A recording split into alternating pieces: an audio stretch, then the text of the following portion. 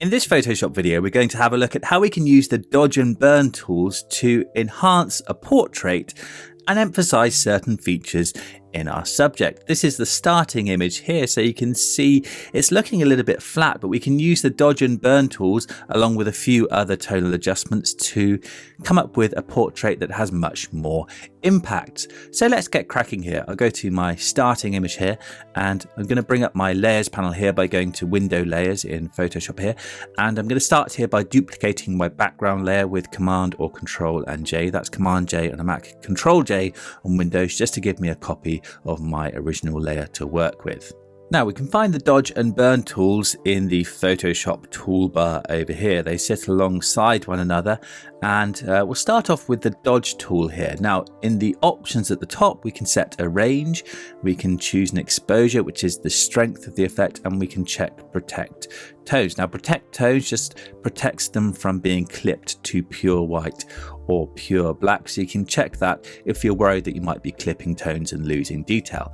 Now in the range settings here, it's usually best when working on portraits like this to set the range here to highlights for the dodge tool, and when we're using the burn tool, it's best to set the range to either midtones or shadows, depending on the tones that you want to target. It's also a good idea to keep the exposure fairly low, around 10%, so that you can build up your strokes gradually.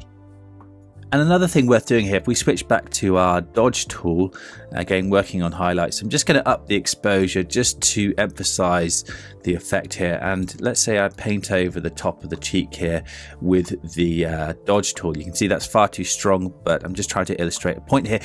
Now, as well as brightening that area, it's also changed the colors in the area. Now, to combat this, we can use a blend mode. So if we go to our blend mode drop down here at the top of the layers panel, we can change this to luminosity. And if I just undo and redo that, you can see now we're able to dodge and burn to lighten or darken areas without affecting the colors in the image. Now I'm just going to delete that layer and start again, and this time we'll be a bit more subtle with our dodging. So again, I'll change the blend mode to luminosity to allow me to affect the brightness without altering the colors in the image. Now I'm going to use the dodge tool here. I can bring the exposure back down to 10% by hitting 1 on my keyboard, and I can use the left and right square bracket keys to resize my brush tip, and I'm just going to dodge some of these little details around the face here. So this is all just about judging which areas you want to emphasize. With portraits in general, it's often a good idea to lift the top sides of the cheeks and the ridge of the nose and the top part of the chin here, and also the middle part of the forehead. And then if we switch to the burn tool, I'm going to set this to midtones at the moment. We can use the burn tool to darken the underside of the cheeks like this, and underneath the chin just to emphasize the jawline. And if we go up to the forehead, we'll darken down the sides of the forehead using our burn tool, and underneath the nose. And if we just zoom out slightly, we've just made a few simple strokes there with our dodge and burn tool. If I toggle that layer off and on, you can see how by lifting the tops of the cheeks, the nose, the forehead and the top of the chin, and darkening under the cheeks, under the chin and around the edges of the forehead, we're able to just emphasize the shape of the face and give the portrait a little bit more depth. Now if we like, we can switch our burn tool here to shadows and zoom in a little closer here, and we can use the tool now to really emphasize some of these fantastic furrows and ridges around the face here. So I'm just burning in to target the shadows in the amazing lines on the lady's face here. And obviously I'm being fairly quick about this, just to give you an idea of how we can use the burn tool in this way. Now, when we're using the burn tool, we can hold Alt, and that will temporarily switch us to the dodge tool. So we can dodge to lift the ridges in the face, or perhaps dodge over the eyes here, and then release Alt, and now we're back to our burn tool, and I can use it to darken down areas. Now, when we're working on eyes here, we might want to darken down the edges of the iris like this, and darken the lids of the eye like this.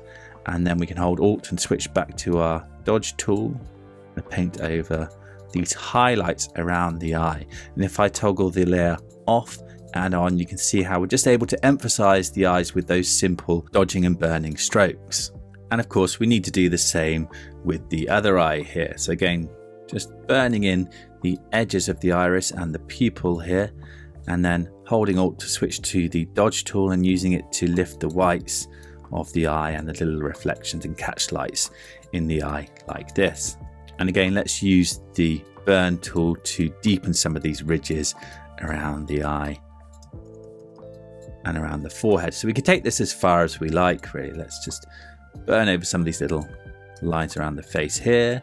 We can go down to the lips here and darken down the center of the lips here and perhaps the edges around here like this, and then darken down these lines around here.